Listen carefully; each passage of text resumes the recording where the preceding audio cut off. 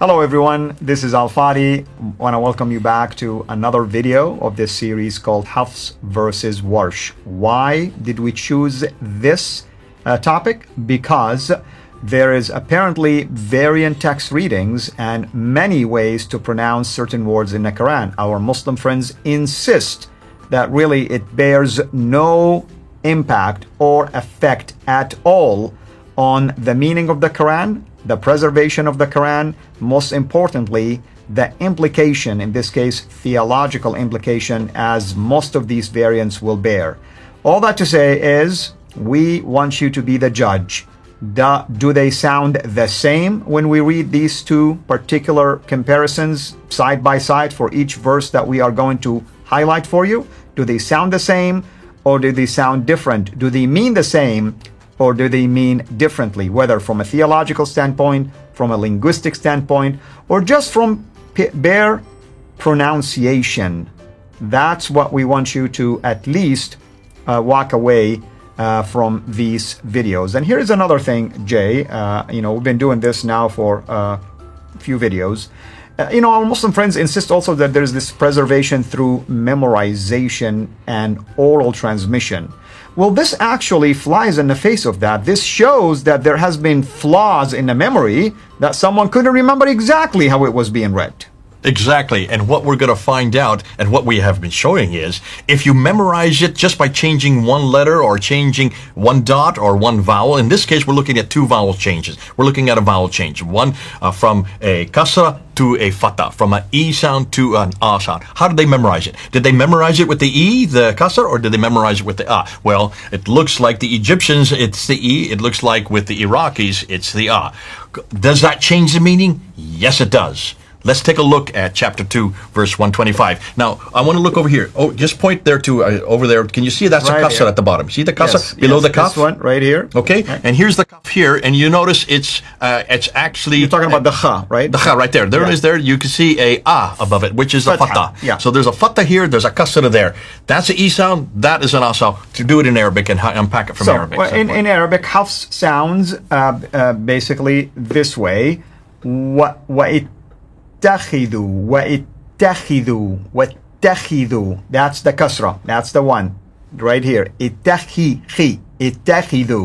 Right here in WARSH, it will sound Attakhazuu, Fatha, Attakhazuu. You can see the difference here. Now, let me tell you, one is imperative command right here in Hafs.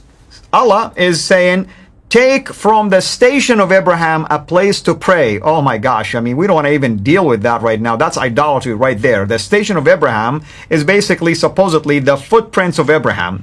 Take a place to pray. And you've seen that. You've been there. Oh yeah, absolutely. It's encased in golden, station with glass. You can see it right there.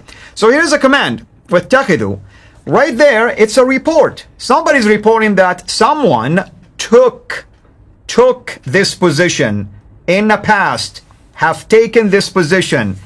Well, is Allah asking people to do this for the first time? Or is he imitating someone else who did this position? And one is in the present. He's saying, do it right now. That is right. In the past, and it's already been done. The action has already taken place. So Hafs is addressing a plural form, take you, because that's in a plural form, which fits the context better than the WARSH, because this should be a plural if it's been done by many people. So you have a number of problems here. Not only you have grammatical difficulties, you've got a theological problem, because is this something that God is demanding, or is it something that's already happened? You also have a time problem. Is it happening present or did it happen in the past? You cannot say that this is incidental. This has no difference in meaning. This has not only a different meaning, I would suggest this has a whole difference as to what God imposes upon you. Because I would like to know if God wants us to do that or if we can do it ourselves. That's right. And remember, Islam is a religion of works. These are very important actions, rituals that you have to do.